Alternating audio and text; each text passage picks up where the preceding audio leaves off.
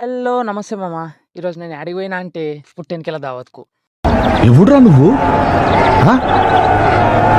అంతే మామ. ఎందుకంటే ఈ మంత్‌లో దావత్‌లు ఎక్కువున్నాయి. మనమే అటెండ్ అయితున్నాం కాబట్టి మా అమ్మ వాళ్ళు నాకే పొమ్మన్నారు.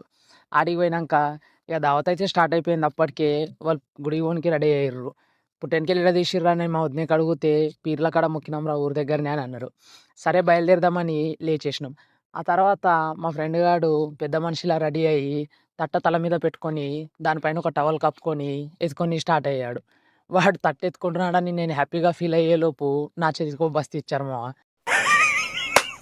మనకి ఏడైనా ఈ కూలి పనులు తప్పాయనుకోండి.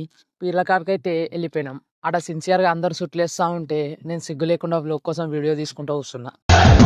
అడవులలో గిట్లా పుట్టిరా ఏమ్రా మంచి మర్యాద ఆ తర్వాత వచ్చిన పని చేసుకొని పోదాము ఎండ గట్టిగా కొడుతుందని మా వాళ్ళు పుట్టెనకలు తీసే కార్యక్రమం అయితే స్టార్ట్ చేసిర్రు. ఆ పుట్టెనకలు తీసి ఇట్లా స్టార్ట్ చేసినామో లేదో ఏడవడం షురూ చేసింది పాప. ఆ తర్వాత ఆ ఏడుపు అయిపోయేలోపు పుట్టెనకలైతే తీసేసిర్రు. ఇట్టాడిదేదో అవుద్దని అన్నిసార్లు అడిగారు. ఎక్కడికి వెళ్తున్నావు అని.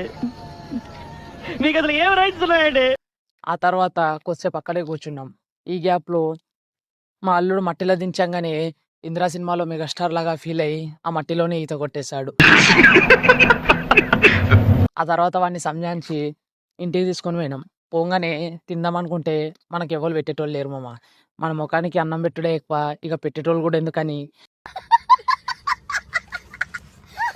నేనే పెట్టుకొని తినేసి మా వదిన దగ్గరికి పోయి ఇక పోతామని చెప్పా. "ఏం పోతావురా ఉండు" అని అంటే, ఇప్పుడు ఈ ఒక్కరోజు ఈడనే ఉంటే తర్వాత మా నాన్న ఇంటికి రానివ్వడని సంజాయించి మబ్బులు పట్టేలా ఉన్నాయని ఇంటికైతే వెళ్ళిపోయినా.